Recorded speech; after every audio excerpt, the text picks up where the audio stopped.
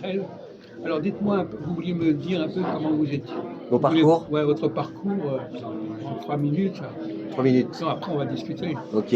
Bah, mon parcours, en fait, je suis un enfant de 6 ans qui était passionné par la mythologie grecque, avec une maîtresse d'école qui nous racontait l'histoire de l'Iliade et l'Odyssée. Et j'ai découvert un jour que Poséidon, chez les Latins, s'appelait Neptune, que Hermès s'appelait Mercure. Ça m'a amené à comprendre que la raison pour laquelle Mercure est la planète qui Ça, gouverne. c'est plus tard que vous aurez ça. Oui, plus tard, oui. Plus tard, j'ai découvert que Mercure. 15 ans, Oui, voilà, oui, 15-16 ans, j'ai découvert que Mercure était la planète qui gouvernait le Gémeaux. Et pourquoi le Gémeaux était volubile, puisque Mercure parle en Gémeaux et écrit en Vierge. Et que Hermès, mon messager des dieux, transmettait le message de manière différente selon ces deux signes. Et puis, j'ai commencé après à dresser des thèmes astro à la main, hein, avec les tables des maisons. Oui, voilà, oui, j'avais une vingtaine d'années. Et puis, petit à petit, C'était il y a longtemps, il y a quand même une trentaine d'années, une quarantaine oui, d'années. oui. Mais je suis comme Chantal Goya, les faits n'ont pas d'âge, vous savez.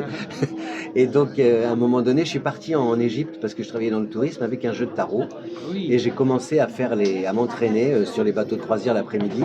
Et au retour d'Égypte, il y avait un salon de la voyance à l'hôtel Ambassador, boulevard Haussmann, et je me suis présenté. Et là, une voyante m'a dit, en m'écoutant, non, tu as des flashs, il y a des choses que tu sens. Et donc j'ai combiné, si vous voulez, à un moment donné, tarologie, sixième sens, médiumnité et astrologie, jusqu'au jour où j'ai rencontré, j'ai fait une consultation, une femme qui travaillait chez Femme Actuelle, le magazine. Donc je suis rentré en 96 chez Femme Actuelle et j'y suis resté jusqu'en 2022. Vous avez été J'ai été l'astrologue de Femme Actuelle et donc on a créé en 98-99, on a lancé le premier hors-série astro avec les petits jeux de cartes en cadeau. Et pendant, voilà, j'ai fait, je dois avoir 40 hors-série astrologiques, astro avec Femme Actuelle. Et puis j'ai écrit comment mieux se connaître par l'astrologie aux éditions Solar, comment interpréter les lignes de la main aux éditions Larousse. C'est en quelle année, Solar? Solar, c'était en 2003.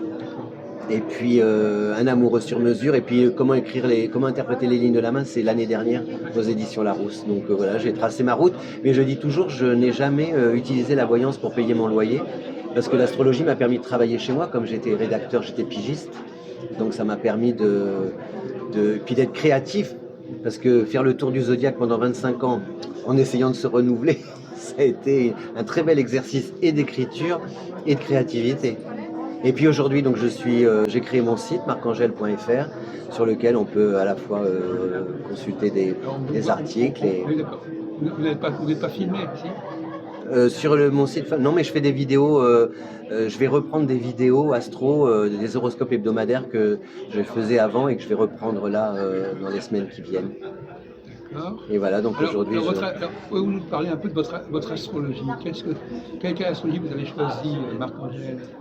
Une astrologie purement au départ basique, c'est-à-dire j'ai été très autodidacte, j'ai lu, j'ai acheté des livres, Vous avez une belle bibliothèque. Ah oui, puis j'ai réussi j'ai une dame qui s'est retrouvée veuve et dont le mari était féru d'astrologie, et plutôt que jeter les livres, elle me les a donnés. Donc et ce qui est intéressant, c'est parce que je retrouve dans les vieux bouquins d'astrologie, ça nous renvoie aussi à la manière dont on abordait l'astrologie en 1900-1920, qui était beaucoup sous l'angle quand même un peu sacré, religieux, un peu quand même, avec aussi la santé qui était toujours présente partout. Vous pensez à quel auteur en particulier? Vous ne savez pas?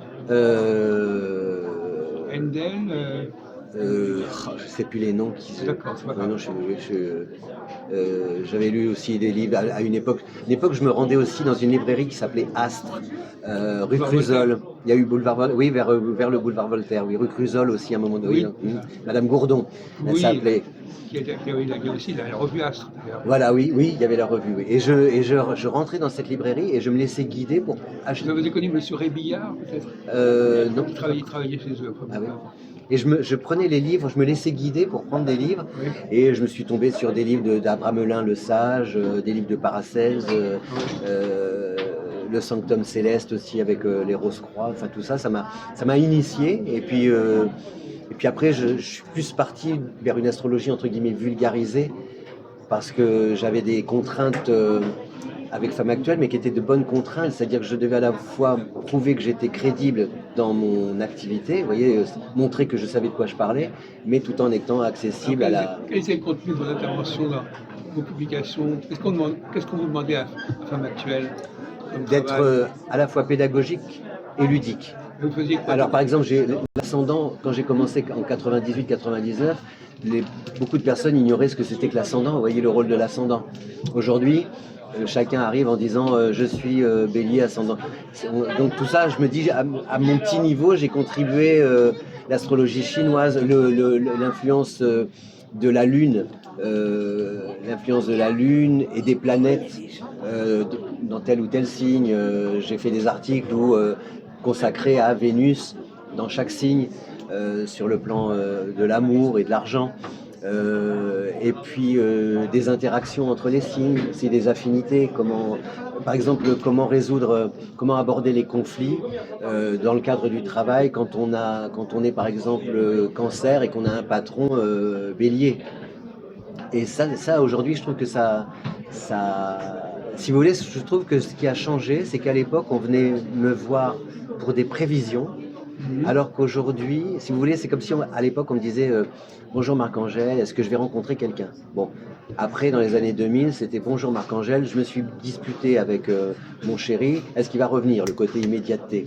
Et aujourd'hui, je trouve que c'est bonjour Marc-Angèle, je voudrais comprendre pourquoi j'attire toujours le même type d'homme et pourquoi les schémas. Même scénario. Voilà, le même scénario. Et donc il y a une forme un peu d'introspection et de volonté de se comprendre pour essayer d'avancer dans sa vie sans toujours traîner ses valises et on veut sortir ses poubelles. Est-ce que vous avez fait des prévisions politiques, d'éclairage, ça? Non. Jamais. Non, très peu, très rarement.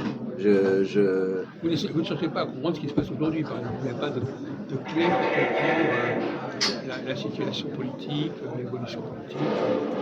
Je l'aborde plus sous un angle, comme peut-être parce que je suis d'une nature optimiste.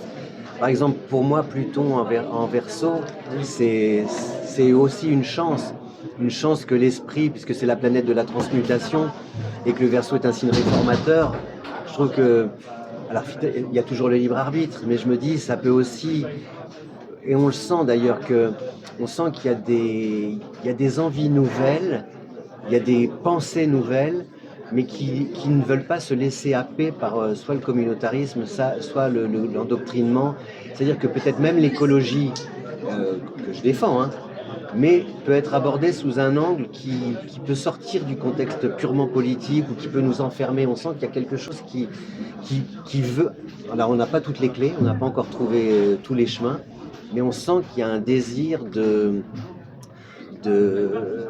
mettre l'idée individuelle au service du collectif sans imposer au collectif des carcans ou des espèces vous voyez, qui nous enferment et qui font oublier l'originalité et l'originalité entre guillemets, le caractère originel de l'idée, vous voyez. Et c'est ça c'est ce qui m'embête moi. C'est peut-être pour ça que je suis réservé sur toutes ces prises de position. Alors, donc là, j'ai parlé avec votre collègue, vous ne connaissez pas, Marc, vous y rencontrer, et après vous présenter. Comment? Quel nom?